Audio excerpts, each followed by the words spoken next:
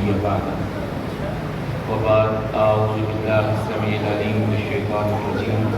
بسم الله الرحمن الرحيم وما كان لبشر أن يكلمه الله إلا وحده أو من وراء حجاب أو يرسل رسولا ويوحي بإذنه ما يشاء إنه عليم حكيم صدقت يا رب العالمين. اللهم صل على محمد وعلى آل محمد كما صليت على إبراهيم وعلى آل إبراهيم إنك حميد مجيد. اللهم بارك على محمد وعلى آل محمد كما باركت على إبراهيم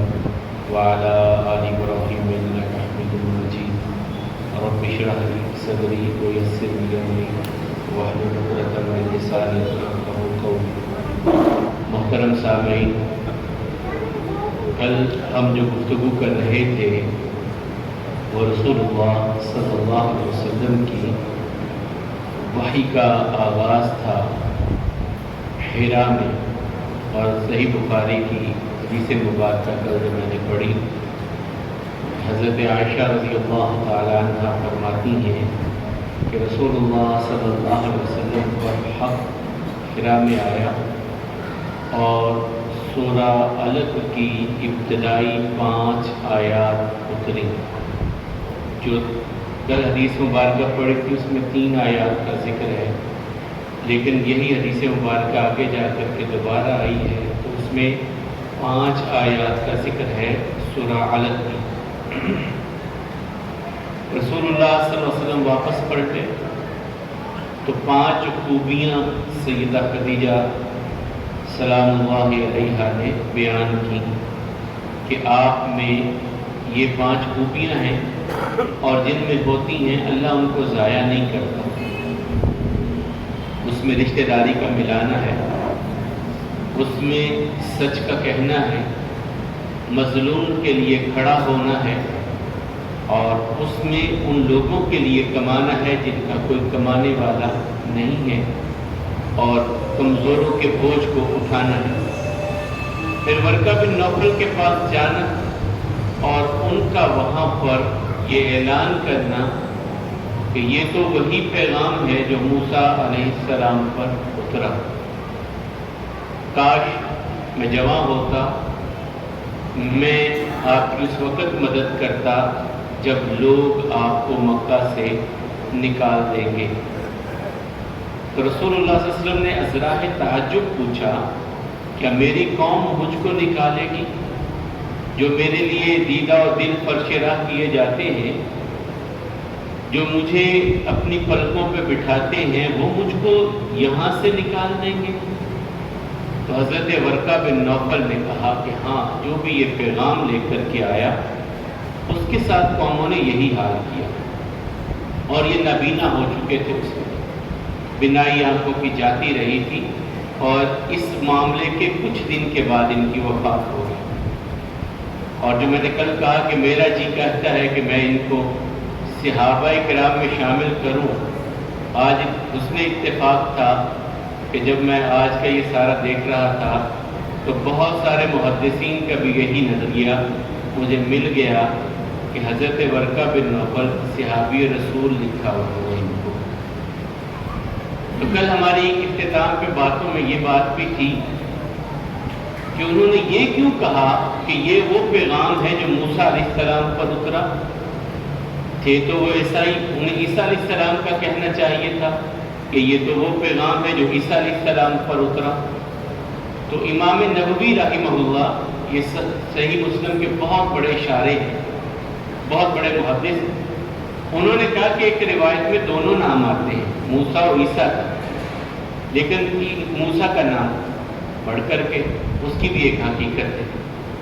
بہت ساری توجیحات میں سے میں اختصار کے ساتھ ایک بڑی وجہ آپ کے سامنے رکھتا ہوں کہ موسیٰ علیہ السلام ایک مستقل شریعت لے کر کے آئے تھے.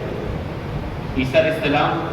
اپنی مستقل شریعت لے کر کے نہیں آئے تھے، انہوں نے موسیٰ علیہ السلام کی شریعت کو ہی آگے بڑھایا تھا. تو رسول اللہ صلی اللہ علیہ وسلم کے بارے میں جو انہوں نے کہا کہ یہ وہ ناموس ہے جو موسیٰ پہ اترا، یہ اشارہ تھا کہ اب مکمل شریعت آنے والی ہے، آپ کسی اور شریعت کے تابع نہیں ہوں گے، آپ پر مکمل شریعت نازل ہوگی، اس لیے موسیٰ علیہ السلام کا تذکرہ کیا۔ یہ اس لیے بھی تذکرہ کیا کہ موسیٰ علیہ السلام فرعون کے مقابلے میں کھڑے ہونے والے تھے، اور عیسیٰ علیہ السلام کے بارے میں تو کہا جاتا ہے کہ انہوں نے کہا کہ ایک گال پہ تھپڑ مارے تو دوسرا گال آگے کر دو۔ موسیٰ علیہ السلام سامنے کھڑے ہونے والے اور جہاد اور سارے معاملات کو لے کے آنے والے تھے، اور رسول اللہ صلی اللہ علیہ وسلم بھی جہاد اور سارے معاملات کو لے کر کے آنے والے تھے۔ اس لیے کہا واللہ ھذا الناموس الذی انزل علی موسیٰ، اللہ کی قسم یہ وہ پیغام ہے جو موسیٰ علیہ السلام ہے۔ اس میں باطل کے ساتھ کشاکش تھی، باطل کے ساتھ جھگڑا تھا، باطل کے ساتھ سامنے سینہ سفر ہونا تھا، اس لیے کہا کہ یہ موسیٰ علیہ السلام والا پیغام ہے جو آپ پر اترا ہے۔ اس کے بعد کچھ وقت وحی کا سلسلہ رکا۔ رسول اللہ صلی اللہ علیہ وسلم کے لیے یہ بڑا شاق گزرا، یہ سلسلہ کیوں رک گیا؟ لیکن اسی اثناء میں ان 5 آیات کے اترنے کے بعد تبلیغ کا سلسلہ شروع ہو گیا، اللہ کی وحدانیت کے پہنچانے کا سلسلہ۔ جو میں نے کہا تھا کہ مکہ کے 2 شخصیات بڑی تھیں جنہوں نے اس دور میں بھی، یعنی رسول اللہ صلی اللہ علیہ وسلم پر وحی کے اترنے سے پہلے بھی بت پرستی چھوڑ چکے تھے۔ ایک تو ورقہ بن نوفل ہے، اور ان کے بارے میں رسول اللہ صلی اللہ علیہ وسلم اپنا ایک خواب بیان کرتے ہیں کہ میں نے ان کو ورقہ بن نوفل کی وفات کے بعد انہیں میں نے جنت میں سفید ریشمی لباس پہنے ہوئے میں نے ورقہ بن نوفل کو جنت میں دیکھا، اور اس کے ساتھ ہی رسول اللہ صلی اللہ علیہ وسلم نے زید بن عمر بن نفیل، یہ حضرت عمر رضی اللہ تعالیٰ عنہ کے چچا زاد ہیں، ان کے بارے میں، حضرت عمر کے چچا ہیں،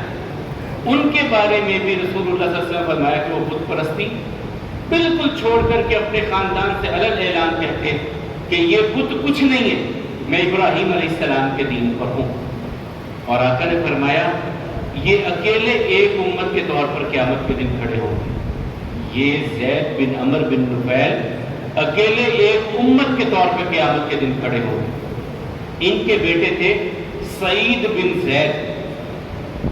جو عمر فاروق رضی اللہ عنہ کے بہنوئی ہیں، جن کے بارے میں ایک قصہ ہم واقعہ سنتے ہیں کہ عمر رضی اللہ عنہ نے ان کو مارا۔ وہ بھی صحابی بھی بنے اور عشرہ مبشرہ صحابہ کرام میں سے سعید بن زید ہیں، یعنی ان کے والد کا یہ رتبہ ہے کہ رسول اللہ صلی اللہ علیہ وسلم کہتے ہیں ایک بندہ امت کی جگہ پہ کھڑا ہوگا، اور ان کا بیٹا جو ہے وہ عشرہ مبشرہ صحابہ کرام میں سے ہے۔ اور رسول اللہ صلی اللہ علیہ وسلم کی دعوت کا جب آغاز ہوتا ہے تو سب سے پہلے جو سب سے بڑھ کر کے 15 سال شب و روز ساتھ گزارنے والی تھیں، انہوں نے سب سے پہلے ایمان قبول کیا، یہ سیدہ خدیجہ الکبریٰ رضی اللہ تعالیٰ عنہ۔ اور پھر 10 سال کے ایک بچپن سے جوانی کی دہلیز پہ قدم رکھنے والے علی ابن ابی طالب تھے۔ پھر رسول اللہ صلی اللہ علیہ وسلم کے ہم عمر، صرف 2 سال عمر میں چھوٹے اور دوست بڑے گہرے آقا کریم علیہ السلام کے، ابو بکر رضی اللہ تعالیٰ عنہ، ان کا اصل نام عبداللہ ہے، بعض روایات میں ہے کہ ان کا نام عبد القابہ تھا، رسول اللہ صلی اللہ علیہ وسلم نے تبدیل کیا، بعض روایات میں ہے کہ ان کا نام شروع سے ہی عبداللہ تھا۔ ابو بکر ان کی کنیت تھی، کیوں تھی؟ اس کی بھی 2 باتیں ہیں۔ ایک تو بات یہ کہ اپنے والدین کی یہ سب سے پہلی اولاد تھی، اور پہلے پھل کو بکر کہا جاتا ہے، اس وجہ سے واضح ہے کہ یہ اسلام کا پہلا پھل تھے، اس لیے بھی انہیں ابو بکر کہا جاتا ہے۔ اور یہ بہت بڑی شخصیت ہے، یہ واحد شخصیت ہے جن کی 4 پشتیں صحابی ہیں۔ ابو بکر کے علاوہ یہ کسی کو اعزاز نہیں ہے،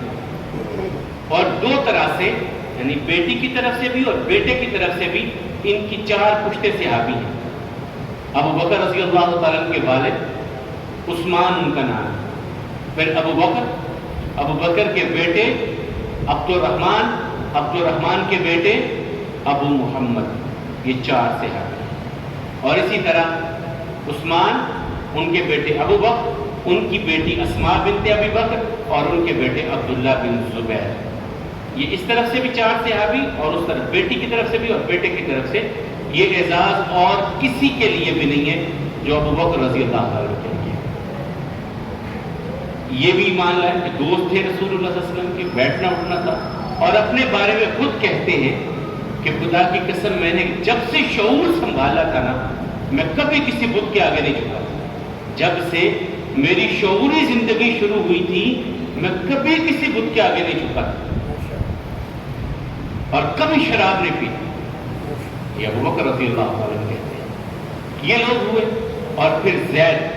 بن حارثہ جن کا ہم نے پرسوں تذکرہ کیا تھا کہ حضرت خدیجہ رضی اللہ تعالیٰ عنہ نے یہ غلام تو قتل پیش کیا، بعد میں آزاد بھی ہوئے، تو رسول اللہ صلی اللہ علیہ وسلم کے بڑے محبوب تھے یہ۔ تو حضرت زید بن حارثہ یہ بھی مسلمان ہوئے، اور اسی طرح بلال رضی اللہ تعالیٰ۔ یہ پھر ان میں سے جو سیدنا ابو بکر ہیں، انہوں نے اپنی سعی شروع کر دی۔ یہ نہیں کیا کہ اب میں نے تو ایمان قبول کر لیا، بس ٹھیک ہے، مجھے کیا ضرورت ہے کسی کی۔ ان کی کپڑے کی دکان تھی مکہ المکرمہ کے بازار میں کپڑے کی دکان تھی، لین دین تھا، بہت بڑا لین دین تھا، اور ان کے بارے میں وہی باتیں جو کل ہم نے رسول اللہ صلی اللہ علیہ وسلم کے بارے میں حضرت خدیجہ نے کہی تھی، تکسب المعدوم، تحمل القلب، تقرئ الضیف، وتعین علی نوائب الحق، یہ ساری باتیں ایک کافر سردار نے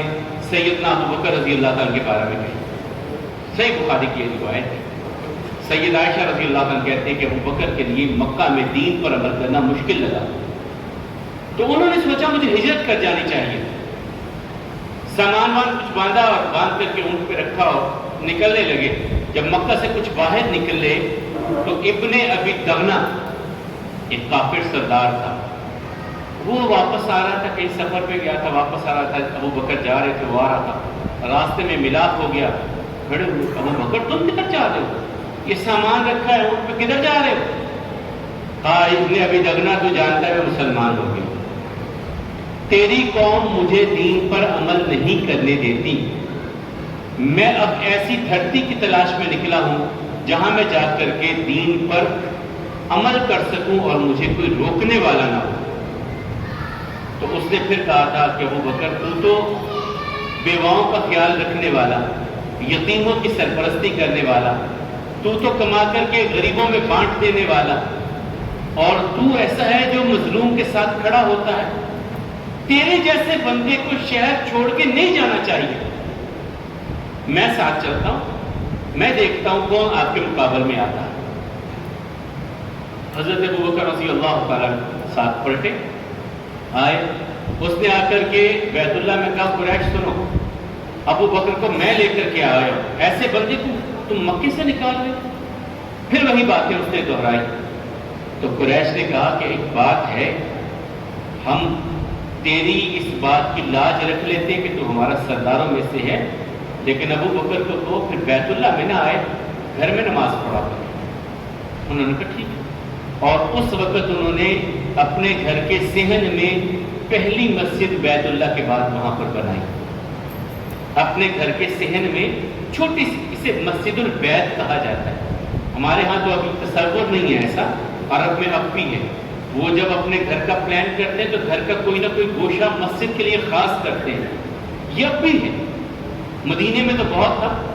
مکہ میں ابو بکر رضی اللہ عنہ اس کا آغاز کرنے والے ہیں کہ اپنے گھر کے گوشے میں، خیر چلیں بات دوسری طرف چلیں گے۔ تو یہ ابتدائی اشخاص جنہوں نے اسلام قبول کیا، ان کے ساتھ رسول اللہ صلی اللہ علیہ وسلم نکل جاتے، خاص طور پہ حضرت علی کو لے کر کے باہر نکل جاتے پہاڑوں میں اور نماز ادا کرتے ہیں، کیونکہ نماز تو ابتدا سے ہے۔ پھر آگے آ کر کے ابراہیم علیہ السلام نے جو کہا میں اپنی اولاد کو چھوڑ کے اس لیے جا رہا ہوں کہ یہ نمازی بنے، اور نمازی اسی چیز کا نام تھا، رکوع و سجود اور قیام کا نام تھا، جو اللہ تعالیٰ نے کہا یا مریم اقنتی لربک واسجدی وارکعی، اے مریم رب کے لیے قیام بھی کر، رکوع بھی کر، سجدہ بھی کر۔ تو یہ تھا سلسلہ ایسا ہی، اور اس کے بارے میں پھر محدثین لکھتے ہیں کہ جبریل امین علیہ السلام آئے اور انہوں نے آ کر کے وضو کا طریقہ رسول اللہ صلی اللہ علیہ وسلم کو بتلایا، اور پھر نماز کا طریقہ بتایا۔ روح الامین نے وضو اور نماز کا طریقہ بتایا۔ یہ وضو ایک بہت بڑی نعمت ہے، بہت بڑی نعمت ہے، برکت بھی ہے۔ جو حضرت بلال رضی اللہ تعالیٰ سے پوچھا تھا رسول اللہ صلی اللہ علیہ وسلم نے ایک دن فجر کے بعد، بلال کوئی عمل ایسا کہ جس پہ تجھ کو ہو کہ یہ میرا عمل رب کی بارگاہ میں بڑا قبول ہونے والا ہے؟ تو انہوں نے کہا تھا یا رسول اللہ صلی اللہ علیہ وسلم ایمان ہی ہے اور کیا ہوگا؟ کہا نہیں پھر بھی، کہا پھر یہ ہے کہ میں باوضو رہنے کی کوشش کرتا ہوں اور تحیۃ الوضو کے نوافل پڑھنے کی کوشش کرتا ہوں۔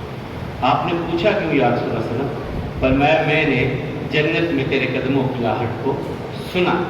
تیرے قدموں کی آہٹ کو سنا، اس لیے پوچھا کہ تیرا کون سا ایسا عمل ہے۔ یہ بھی ابتدائی السابقون الاولون میں بلال بھی رضی اللہ عنہ۔ پھر ابو بکر جو ہے رضی اللہ عنہ، انہوں نے اپنے دوست احباب جو تھے، تعلق والے تھے، ان کو دعوت دینی شروع کی۔ اور آپ دیکھیے کہ عشرہ مبشرہ جو 10 بڑے صحابہ جنہیں جنت کی بشارت دی، ان میں سے بیشتر ابو بکر رضی اللہ تعالیٰ کی دعوت پر مسلمان ہوئے ہیں۔ عبد الرحمن ابن عوف، عثمان رضی اللہ تعالیٰ عنہ، حضرت طلحہ، زبیر اور اسی طرح ابو عبیدہ بن جراح، انہیں امین الامت کہا رسول اللہ صلی اللہ علیہ وسلم۔ میری امت کا سب سے امین شخص یہ ہے۔ وہ سارے کے سارے سعید بن زید، یہ ابو بکر رضی اللہ تعالیٰ کی دعوت پر سارے مسلمان ہو رہے ہیں۔ اور رسول اللہ صلی اللہ علیہ وسلم ابھی یہ فردن دعوت کا سلسلہ چل رہا ہے، فردن ایک ایک بندے کو، ابھی کھلم کھلا معاملہ نہیں آیا، انفرادی طور پہ دعوت دی جا رہی ہے۔ اور پھر وہ وقت آیا کہ رسول اللہ صلی اللہ علیہ وسلم سے اللہ تعالیٰ کہہ رہے ہیں،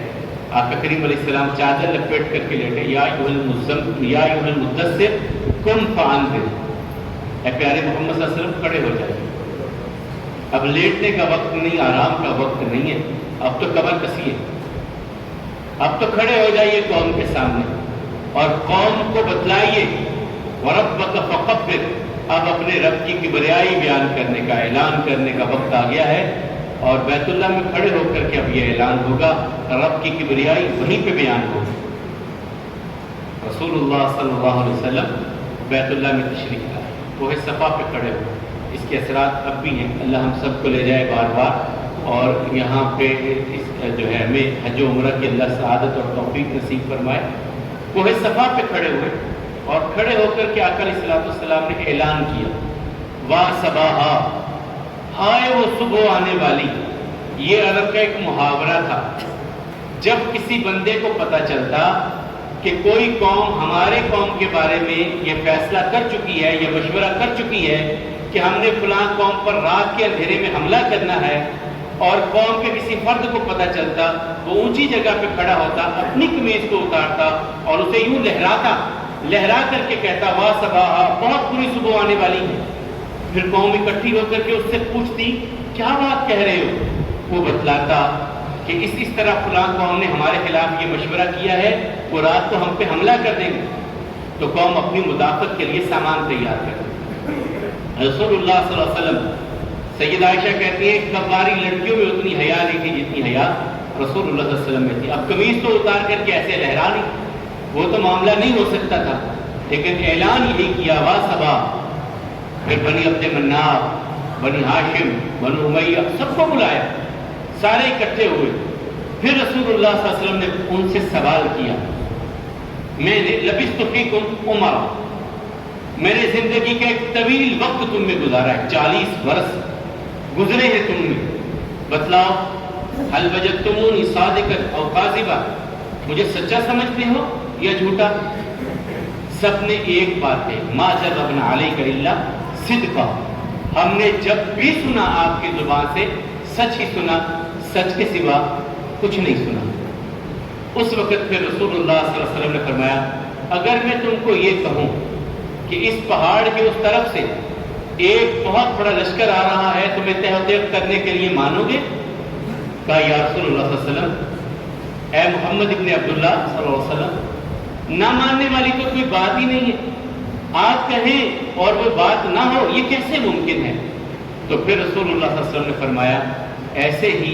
اللہ کے عذاب تمہارے سر پہ کھڑے ہیں۔ وہ جو قرآن کریم میں اللہ تعالیٰ نے کہا کنتم علی شفا حفرۃ من النار، تم جہنم کے کنارے پہ کھڑے تھے،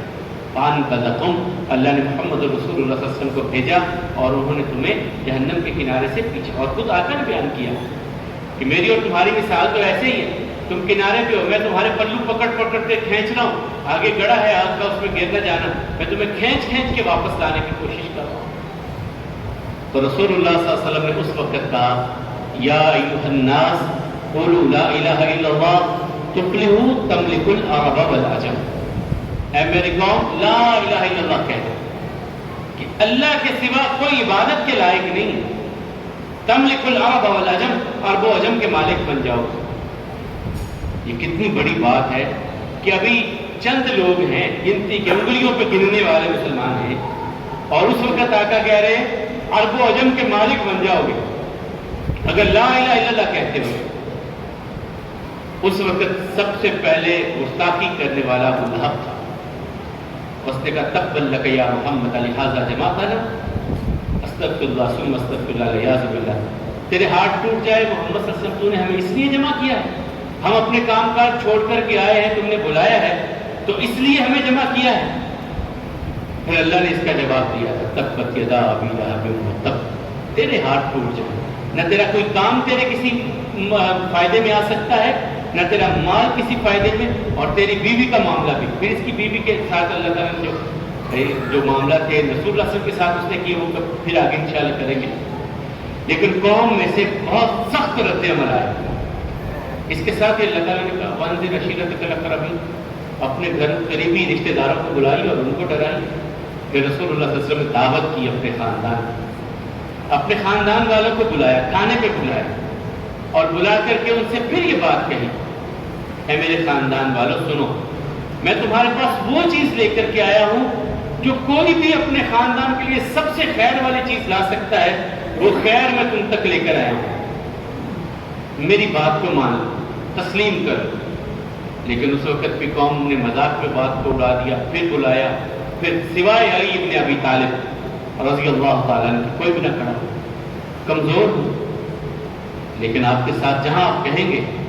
آپ کے ساتھ کھڑا ہوں گا، جہاں آپ کہیں گے آپ کے ساتھ کھڑا ہوں گا، چھوٹا ہوں، کمزور ہوں، قوم میں یہ سارے بڑے بڑے ہیں لیکن آپ کے ساتھ میں کھڑا۔ اور حقیقت ہے کہ زندگی کے کسی لمحے میں بھی پھر یہ ساتھ چھوٹا نہیں، یہ ساتھ کبھی زندگی میں چھوڑا نہیں پھر علی رضی اللہ تعالیٰ عنہ۔ بہرحال یہ ایک طوفان کھڑا ہو گیا اس معاملے میں، یہ کیا ہوا، یہ کون سی دعوت ہے، یہ کون سی تبلیغ ہے، یہ کون سے معاملات ہیں، وہ جو ہم نے اتنے سجائے تھے وہ کیا ہوئے، ان کی عبادت کدھر گئی،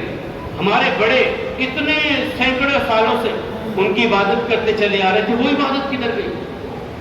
کیا وہ سب غلط تھے، ہمارے بڑے، یہ معاملہ بھی نہ انسان کو لے ڈوبتا ہے۔ حق کے مقابلے میں یہ کہنا کہ بڑے ہمارے کیا تھے اور ہم بڑے، خاندان لے کر کے بیٹھ جانا، عصبیت لے کر کے بیٹھ جانا، باپ دادا لے کر کے بیٹھ جانا، یہ بھی انسان کا بیڑا غرق کر دینے والی چیز ہے۔ جہاں جب حقیقت آپ کے سامنے آ رہی ہے، دیکھیے، سوچیے، پرکھیے۔ دنیا کے معاملات میں تو آپ بہت سیانے ہوتے ہیں، آپ کبھی نہیں سوچتے کہ یار یہ کام تو ہمارے بڑوں نے نہیں کیا، آپ کہتے ہیں یار فائدہ آ رہا ہے کرو، پیسے چاہ رہے ہیں کرو یہ کام، وہاں تو نہیں یہ سوچتے۔ لیکن دین کی بات آتی ہے تو وہاں پر ہمیں خاندان بھی یاد آ جاتا ہے، قوم بھی یاد آ جاتی ہے، بڑے بھی یاد آ جاتے ہیں۔ تو یہی ان لوگوں کے ساتھ ہوا، قوم نے ضد اختیار کی، تعصب اختیار کی، سننے کی طرف نہیں آ رہے، بلکہ کیا کہہ رہے ہیں، محمد صلی اللہ علیہ وسلم کے مقابل پہ ایسا کرو کہ جو کوئی آئے ان میں مشہور کرو، یہ تو مجنون ہے، استغفر اللہ، یہ تو دیوانے ہیں، ان پر کسی نے جادو کر دیا ہے، یہ مسحور ہیں، کوئی کہتا ہے یہ ساحر ہیں، مختلف، یہ تو باپ بیٹے میں جدائی ڈال دینے والے ہیں، ایسی ایسی باتیں کرنے لگے۔ اللہ کم الحاکمین کہتے ہیں، پھر اللہ تعالیٰ نے جواب دیا وَإِنَّكَ لَعَلَىٰ خُلُقٍ عَظِيمٍ، میرے محمد تو عظیم اخلاق کے مالک ہیں، تم کون سی بات کہتے ہو، جنہوں نے کبھی انسانوں کے بارے میں جھوٹ نہیں بولا میرے بارے میں جھوٹ کہیں گے، یہ کیسے ممکن ہے، یہ ہو ہی نہیں سکتا۔ جو میں نے ان کی طرف وحی کی ہے، جو پیغام میں نے ان تک پہنچایا ہے، اس پیغام کے سوا وہ تمہیں اور کچھ کہنے والے نہیں۔ وَمَا يَنطِقُ عَنِ الْهَوَىٰ إِنْ هُوَ إِلَّا وَحْيٌ يُوحَىٰ، وہ تو اپنی زبان کو حرکت ہی نہیں دیتے، جب تک اللہ کی طرف سے وحی نہیں آ جاتی، اللہ کی طرف سے پیغام نہیں آ جاتا، اس وقت تک وہ اپنی زبان کو حرکت ہی نہیں دیتے۔ وہ تو دین کے بارے میں، اللہ کے بارے میں، آخرت کے بارے میں کوئی ایسی بات کہتے ہی نہیں ہے جب تک اللہ کی طرف سے وحی نہیں آتی۔ اور یہی حقیقت ہے۔ رسول اللہ صلی اللہ علیہ وسلم نے اللہ کے بارے میں بلکہ اپنے بارے میں بھی کہا کہ محتاط رہو بات کرنے سے۔ انسانوں کے بارے میں کہا محتاط رہو، کہ انسان کے لیے یہی سب سے بڑی بات ہے کہ وہ سنی سنائی بات آگے پہنچا دے جب تک تحقیق نہ کرے۔ تو اللہ کے حبیب علیہ الصلوۃ والسلام جب یہ اللہ کی وحدانیت اور توحید کا پیغام لے کر کے آئے، قوم کے لیے یہ سمجھنا بڑا مشکل تھا، کیونکہ وہ قوم ایسی تھی جس کے بارے میں سورہ زمر میں اللہ تعالیٰ کہتے ہیں اذا ذکر اللہ وحدہ اشمئزت وجوہ الذین کفروا، جب ایک اللہ کا ذکر ہوتا ہے تو ان کے چہروں کے رنگ بدل جاتے ہیں۔ اب تو ہم نے اور شخصیات کے بارے میں یہ عقیدہ بنا لیا، قرآن نے اسی بارے میں، اللہ کے بارے میں یہ نظریہ دیا ہے۔ اللہ تعالیٰ کہتے ہیں جب ایک اللہ کا ذکر ہوتا ہے ان کے چہروں کے رنگ بدلتے ہیں، اور جب اللہ کے ماں سوا اوروں کی کہانیاں شروع ہوتی ہیں یہ بڑے خوش ہوتے ہیں، کیا بات ہے یار، اب بات ٹھیک کی ہے۔ لیکن جیسے ہی آپ توحید کی بات کریں گے، اللہ کی وحدانیت کی بات کریں گے، یہ لوگ کہیں گے یار یہ کیا اللہ اللہ اللہ اللہ کی بات کریں۔ اصل وہ جو ہیں وہ بھی تو کچھ ہیں، اور یہی تو اللہ تعالیٰ نے کہا ان سے پوچھیے کس لیے عبادت کرتے ہو؟ کیا انہوں نے زمین تخلیق کی ہے، آسمان بنایا ہے، تمہیں رزق دیتے ہیں، اولاد دیتے ہیں تمہیں، یہ افلاک، یہ شمس و قمر کا نظام کیا انہوں نے بنایا ہے؟ ان کے تابع ہے؟ کن کی پوجا جو تم کر رہے ہو جن کی، انہوں نے کچھ بنایا ہو تو بتلاؤ، کچھ بھی نہیں۔ تو اللہ تعالیٰ کہتے ہیں پھر تمہیں کیا ہو گیا ہے، کس دھوکے میں پڑ گئے ہو؟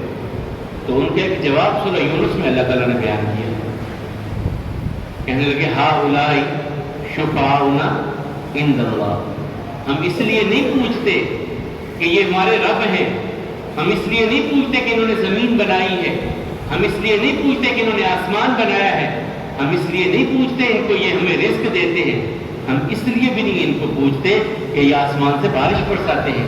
ہم اس لیے بھی ان کی پوجا نہیں کرتے کہ یہ ہمیں سمندروں میں ہماری حفاظت کرتے ہیں، ہم تو صرف اس لیے پوچھتے ہیں کہ یہ اللہ کے پاس ہمارے سفارشی بن جائیں۔ اب یہاں آج کے لوگوں کے نظریات کو بھی دیکھ لیجئے اور ان کے نظریات کو بھی پرکھ لیجئے کہ فرق کس چیز کا ہے۔ وہ کوئی برے لوگ نہیں تھے، لات کیا تھا؟ حاجیوں کو ستو گھول کے پلانے والا بندہ ہی تھا نا، حاجیوں کو ستو گھول کے پلاتا تھا، اس کا بت بنایا تھا، کوئی برا بندہ تو نہیں تھا۔ یہ ود، یغوث، یعوق، نصر اور سوا کیا تھے؟ نیک لوگ نہیں تھے، بڑے نیک لوگ تھے، بڑے اچھے لوگ تھے۔ ان نیک لوگوں کی بت بن کر کے پوجا نہیں ہوئی۔ تو اللہ تعالیٰ کہتے ہیں، یہ کہتے ہیں کہ یہ سفارشی ہیں۔ مالک کائنات کہتے ہیں کہ تم مجھ کو بتلاؤ گے کہ کس کی سفارش میں نے لینی ہے اور کس کی میں نے طلب کرنی ہے، تم مجھ کو خبر دو گے ان چیزوں کی۔ اور دوسری جگہ پہ وہ کہتے ہیں لیقربونا الی اللہ زلفیٰ، یہ ہمیں اللہ کے قریب کر دیتے ہیں، ہم اس لیے ہم گناہ گار ہیں، اللہ سے دور ہیں، یہ ہمیں اللہ کے قریب کر دیتے ہیں۔ تو یہی تو آج کے لوگ کہتے ہیں،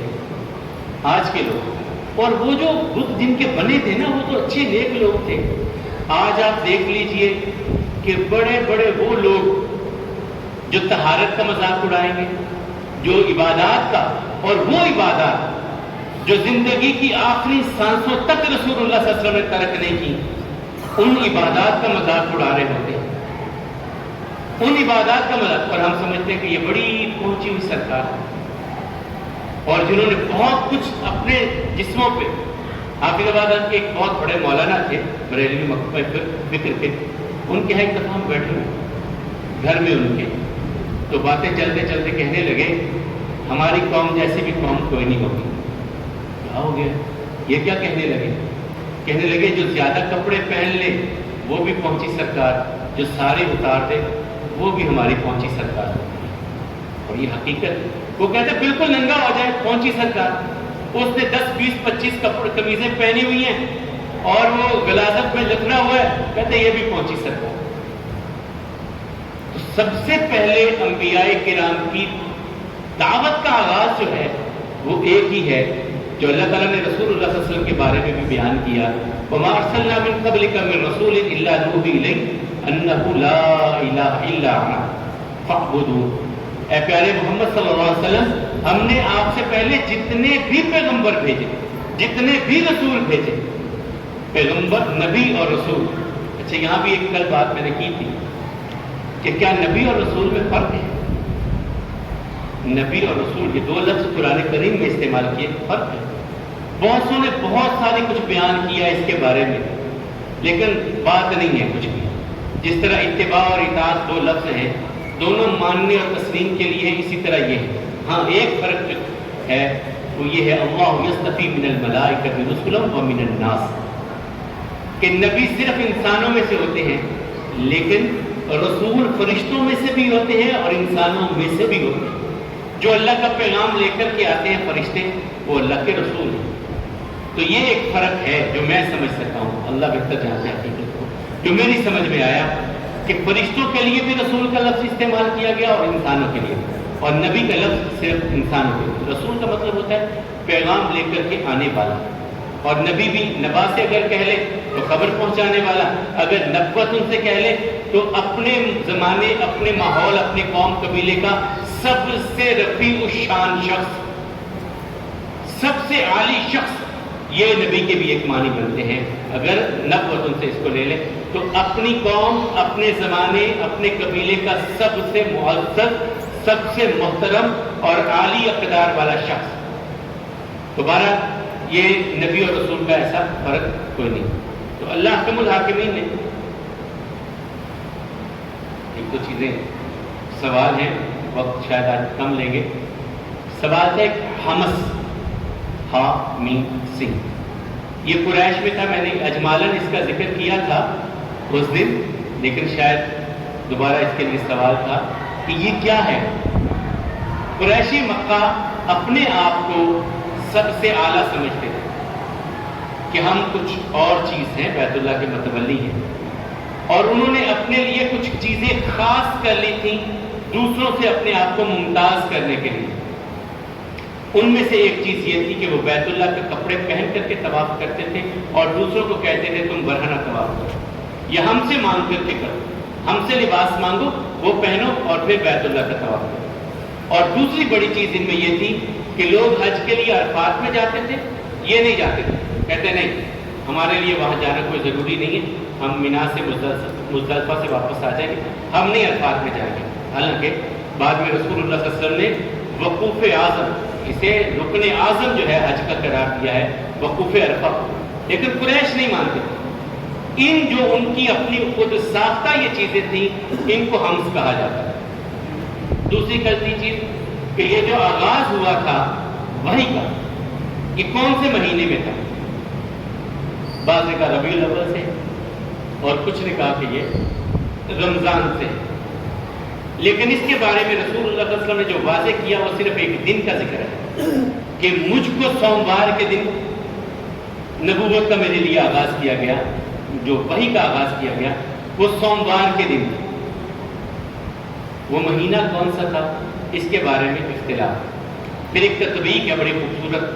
انہوں نے کہا جو حضرت عائشہ رضی اللہ عنہ کہتے 6 مہینے پہلے سچے خواب آتے رہے، وہ ربیع الاول سے آغاز ہوا، 6 مہینے گزرے، رمضان آ گیا، اور رمضان میں اللہ تعالیٰ کی طرف سے قرآن کریم کی انزال اور تنزیل کا سلسلہ شروع ہوا،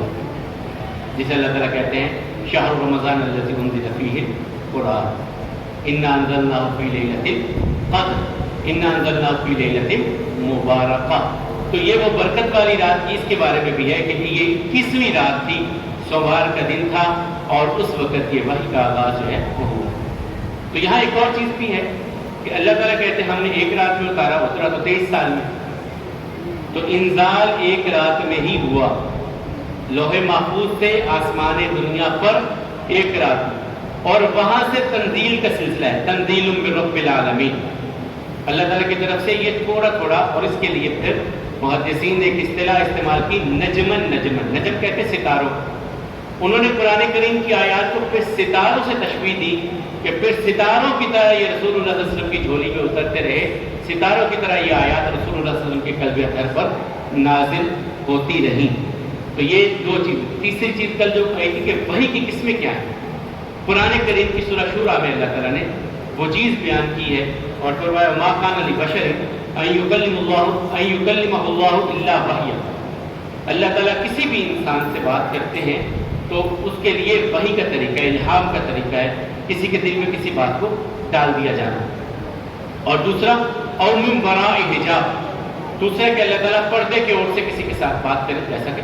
موسیٰ علیہ السلام کے ساتھ ہوئی۔ اور تیسرا او یرسل رسولا فیوحی باذنہ ما یشاء، یا اللہ تعالیٰ کسی فرشتے کو بھیجتے ہیں، وہ اللہ کا پیغام ان تک لے کر کے پہنچتے ہیں۔ یہ تین طریقے ہیں اللہ تعالیٰ نے سورہ شورى میں بیان کیے۔ اللہ تعالیٰ دل میں بات کو ڈالتے ہیں، وہ زندہ وہ جاگتے ہوئے بھی ہو سکتا ہے، وہ نیند کی حالت میں، خاص طور پہ انبیاء کرام کے خواب، اور خود رسول اللہ صلی اللہ علیہ وسلم کا اپنے بارے میں یہ کہنا کہ العین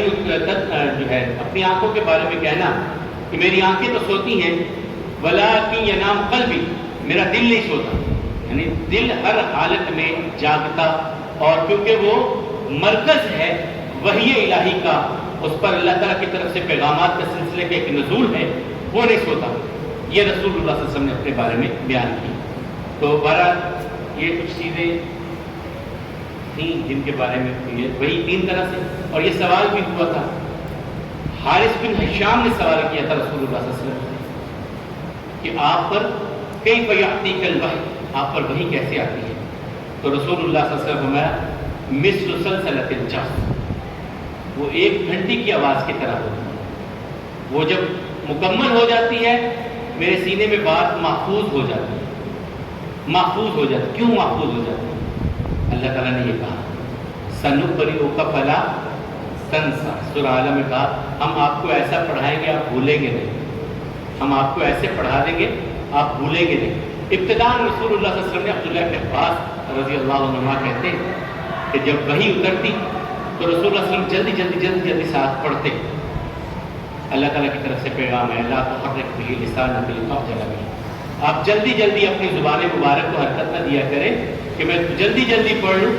اس کو آپ کے سینے میں محفوظ کرنا ہماری ذمہ داری ہے، اسے یاد کروانا ہماری ذمہ داری ہے، اس